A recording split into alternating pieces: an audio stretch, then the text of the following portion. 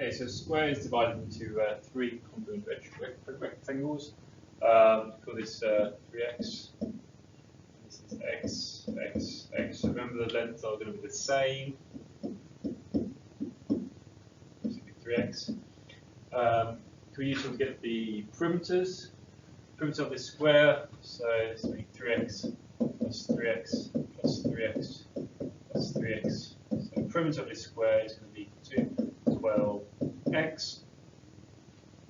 Now let's look at the perimeter of the octagon. So this is 3x, this is going to be x. This is going to be 3x. This is going to be x. 3x, x, 3x, x, 3x, and x. So for the octagon, we have 3x plus x plus 3x plus x plus 3x plus x plus 3x plus x plus 3x plus x. Okay, so here we've got, simplify this, we've got 4x plus 4x plus 4x plus 4x plus 4x. And we can see we have 5 lots of 4x, which is equal to 20x. So now look at the ratio of the perimeter of the square to the perimeter of the octagon. So the perimeter of the square, this was 12x. Perimeter of the octagon is 20x. Okay, so let's simplify it and let's divide everything by x. This is 12, 20. And we can divide by the highest common factor, which is 4. So we're left with 3, 5. So the answer is A, 3, 5. Okay, so what old Mother Hubbard had in her cupboard was a giant bare chocolate bar. So she gave each of her children 1/12. Okay, so each of her children. So the question is, how many children does she have? So since she gave 1/12 to her children, it'll be n times 1/12. Okay, we don't know the number of children, and we are left with a third bar, which is left. So this can be simplified to n/12 to 1/3. Okay, just so rearrange the equation, let's add n/12 to both sides. So this is going to be 1. Okay, it's equal to 1/3 plus n/12. And then we want to subtract a third from both sides. Subtract third from both sides. So this is going to be 2/3 is equal to n/12. Now we want to get n on its own. What's the opposite to divide by 12? It's multiply by 12, so we can multiply by 12 on both sides. So here we've got 2/3 times 12 is equal to n. So this is going to be 24/3, which is equal to n. So this is n is equal to 8.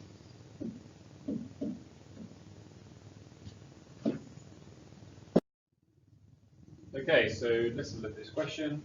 So the prize money awarded for first, second, and third places the ratio of 3:1. So let's break it down. So here this is going to be 3 parts for first prize winner, and maybe use a different pen. 2 parts for the second prize winner, and 1 part for third prize winner. So, okay, so what do we know? So here we're looking at the third prize winner. So third prize winner. Right, so here's the third prize winner. Okay, so how many parts are there in total? There are 6 parts. So the third prize winner gets 1/6. But Mrs. Keats and Mr. Jewell are sharing the third prize. So we assume it's in equally, or is equally. So Mrs. Keats will get a half of that 6. So half times 1/6. So this is going to be 1/12. And therefore this will be E. Okay, so looking at the number of white tiles compared to grey tiles. So let's call white W. So we have 6 white tiles, and grey.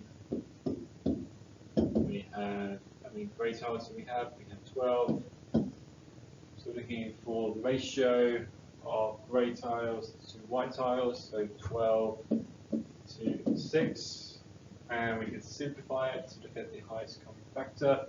Highest common factor is 6, so divide everything by 6. This is going to be 2, this is going to be 1, so therefore D should be our answer. Okay, so let's have a look at this question. So a rectangle is 3 times as long as it is high. So that works.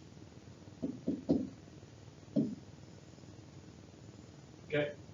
So this is, let's call it H, this is going to be 3H, and we may want to find the area of the perimeter, or area of the rectangle. Area is going to be the length times the height, so 3H times H is going to be 3H squared, and perimeter.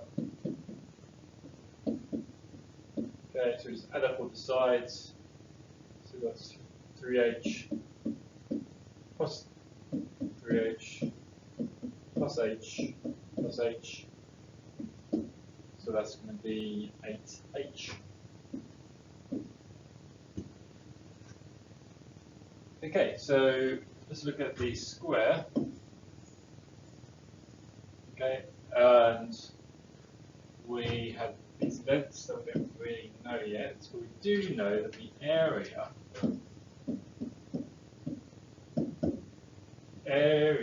is 12 times the area of the rectangle. So the area of the rectangle is 3H squared. Therefore, the area of the square will be 12 times 3H squared, which is equal to 36H squared. Okay, so from here we can actually work out what L is. So L squared is equal to 36H squared.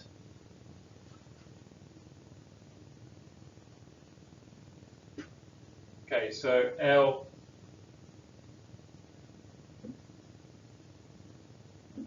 is equal to 6H. Okay, so if L is 6H, then L squared is 6H times 6H, which is 36H squared. Now we can work out the perimeter. The perimeter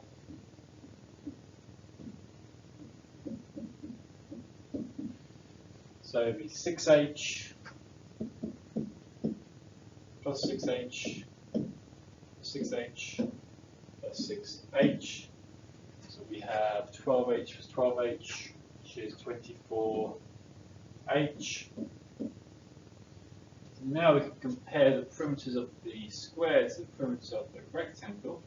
So perimeter of the square is 24H, and perimeter of the rectangle is 8H.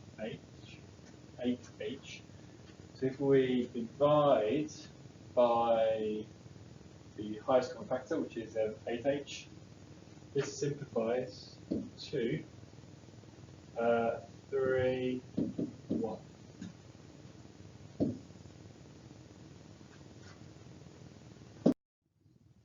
Okay, so in a group of 48 children, the ratio of boys is 3 to 5. Okay, so we want to see what one part is. Okay, let's have a look at this. So here's boys. Okay, so there's 3 parts for boys, and there's different colour for girls. It will be roughly the same size. So 1, 2, 3, 4, 5. Okay, so we have 8 parts in total. So one part, okay, is going to be 1/8 of 48. 8, so that's going to be 6. So it's going to be 6, 6, 6, 6, 6. Okay, so we can see that for the boys there are 12, and for the 12, not 18, I mean. And for the girls there are 30. Yeah, you can check if that's correct, because 30 plus 18 is equal to 48. Okay, so we want, in fact, a ratio of 5 to 3. And we need to work out how many boys do we need in order to get a ratio of 5 to 3.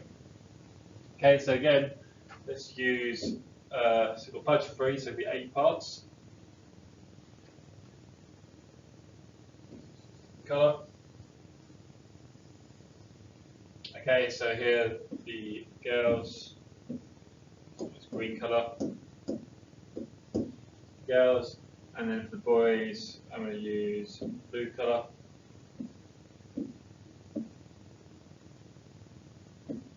Okay, so each equal sides.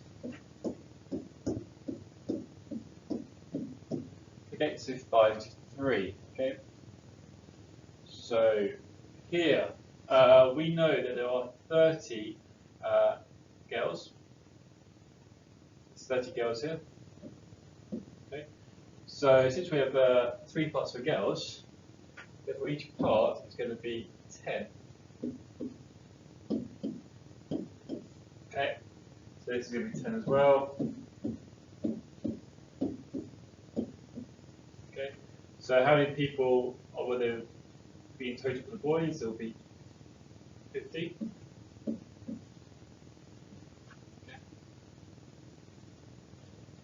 So how many boys do we need to add in order to get 50? So we originally had 18, so we need to add 32.